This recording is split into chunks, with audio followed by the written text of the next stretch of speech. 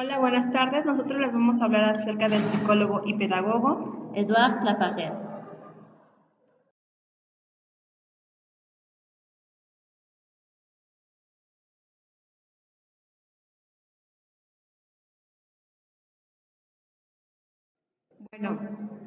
Bueno, él nació el 4 de marzo de 1873 en Ginebra, Suiza.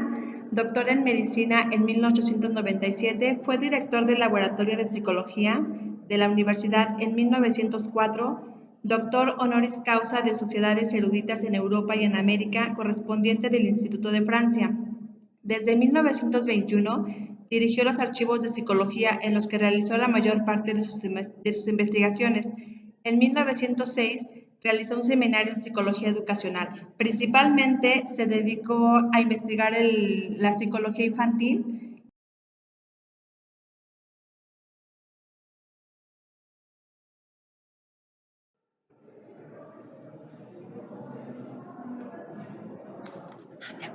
Y bueno, les voy a hablar acerca de algunas de sus principales contribuciones. Una de ellas fue la preocupación que él tenía sobre conseguir una escuela activa en la que primara la necesidad y el interés del niño. También para Claparède, la educación activa se convierte en funcional y parte de una necesidad que procura que esta necesidad se produzca a través del educando con un interés y un deseo. En un segundo paso, hay que producir una reacción conveniente para satisfacerla. Bueno, lo que él esperaba de esta educación activa, de esta escuela activa, era que el docente no solamente se involucrara con los contenidos educativos, sino más bien que se involucrara con el educando, con las necesidades de él, que se preocupara por el aprendizaje del educando. Él manejaba una escuela tradicional, una escuela activa en ese sentido. Por ejemplo, en algunas escuelas muchas veces llegamos a preescolar, ¿no? Y le dicen a los niños, dibujen una flor y les dan el material, ¿no? Entonces, el niño la dibuja de acuerdo bueno, cómo la visualiza, pero en muchas escuelas tradicionales nos dicen, dibuja una flor roja con el tallo verde y que tenga un botón, no sé, amarillo, ¿no? Entonces, eso es lo que él decía que no era correcto. Teníamos que dejar que el niño desarrollara sus habilidades.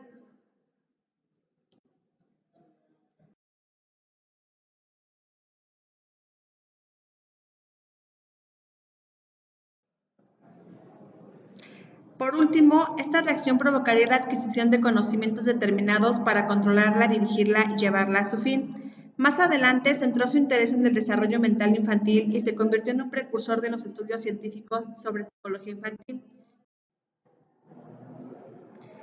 En 1912 fundó el Instituto J. J. Rousseau dedicado a la pedagogía científica. Y bueno, uno de los experimentos muy famosos que él realizó con el cual comprobó que el recuerdo de un evento doloroso puede retenerse en el caso de que se pierda la memoria reciente. Su experimento tuvo como sujeto de prueba a una mujer que sufría de una forma de amnesia esta mujer podía rememorar todos sus viejos recuerdos y conservaba únicamente sus habilidades básicas de razonamiento. En ocasiones ni siquiera podía recordar a las personas con las que tenía contacto el mismo día. Y eso quiere decir que no recordaba el pasado reciente. Claparède la saludaba todos los días, pero ella no lograba recordar ni siquiera la cara de él. Entonces, en una sesión del experimento, él escondió un alfiler en su mano y le extendió la mano a la mujer, lastimándola con la punta del alfiler. Al día siguiente, la señora no lo reconoció, pero cuando Claparède le extendió la mano para estrichársela, descubrió que ella dudaba en saludarlo, reconociendo una amenaza de dolor, o cuando su memoria aun cuando su memoria seguía estando severamente dañada. Él explicaba que el paciente puede retener en el caso de que se pierda la memoria reciente, pero puede recordar un evento que le haya causado algún dolor.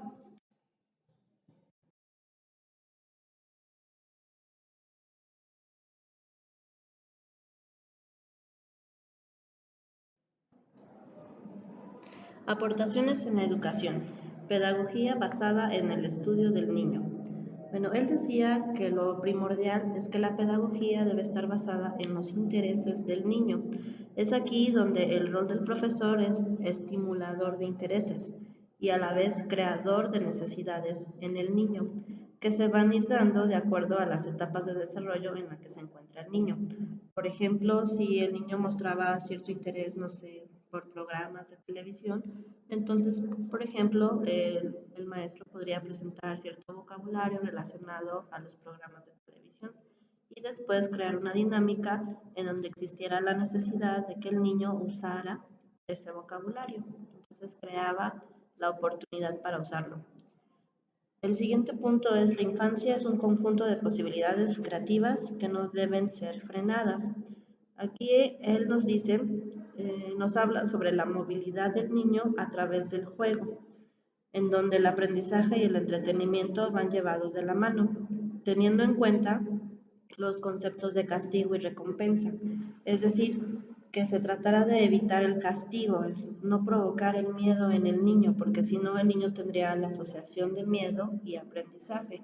Es cuando algunos niños no quieren ir a la escuela porque sienten miedo, eh, o al revés, cuando el objetivo solamente es obtener el premio, es decir, una recompensa y no el proceso del aprendizaje en sí.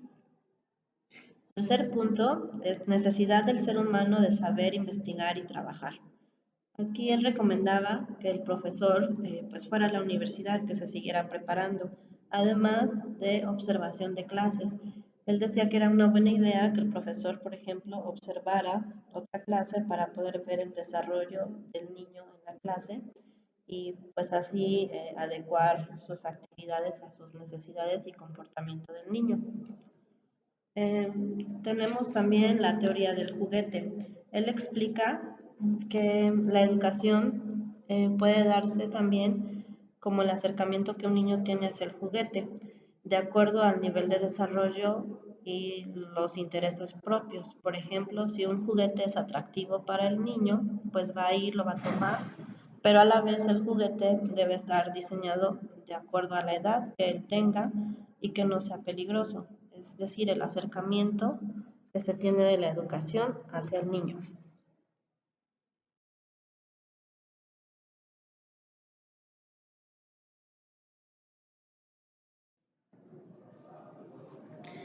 El eje de la educación es la acción y no solo la instrucción, es decir, se tiene que ver al alumno como el agente activo, debe de estar centrado en él, es decir, la clase, el aprendizaje centrado en el alumno. El profesor solamente es una guía, un facilitador de estímulos para crear interés o para dar seguimiento al interés que el alumno ya tiene. Mm, Se crea el método de educación funcional. Es desarrollar aptitudes individuales y encaminarlas para el interés común. El maestro puede ser esa guía, esa pieza clave en el desarrollo de aptitudes. Y si el profesor ya identifica algunas que el alumno tenga, entonces debe de encaminarlas hacia el interés común. Esto es una educación funcional o también conocido como una escuela a la medida. En la diferenciación de los individuos, él nos habla aquí que, bueno, principalmente la forma de aprender es diferente de un niño a un adulto, ya que los niños pues tienen funciones cognitivas diferentes e incluso entre niños la forma de aprender es diferente, pero sí se puede agrupar, por ejemplo, de acuerdo a las edades y las etapas de desarrollo.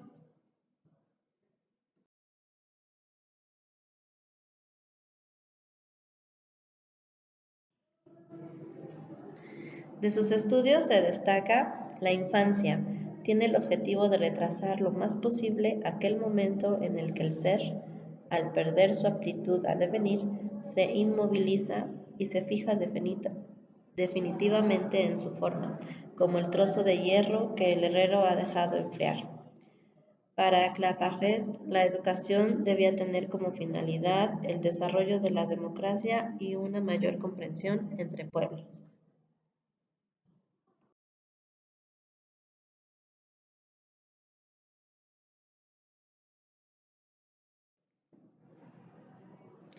Entre sus principales obras se destacan La psicología del niño, La educación funcional, La escuela a la medida y La asociación de ideas, que por cierto son muy buenas y se las recomendamos.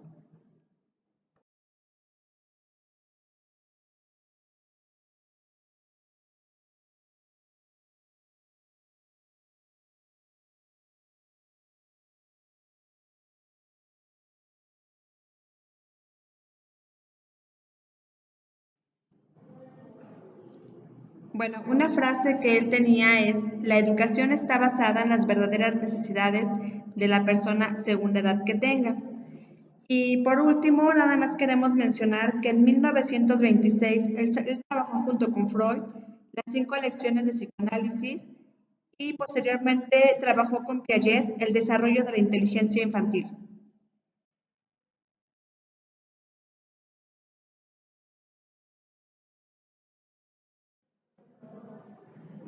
Y bueno, compañeros, por último, les agradecemos su participación en clase y las preguntas realizadas a nuestra presentación. Ok, somos Marinia y Daya.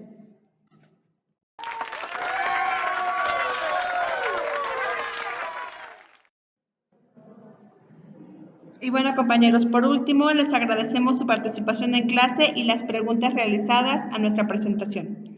Ok, somos Marinia y Daya.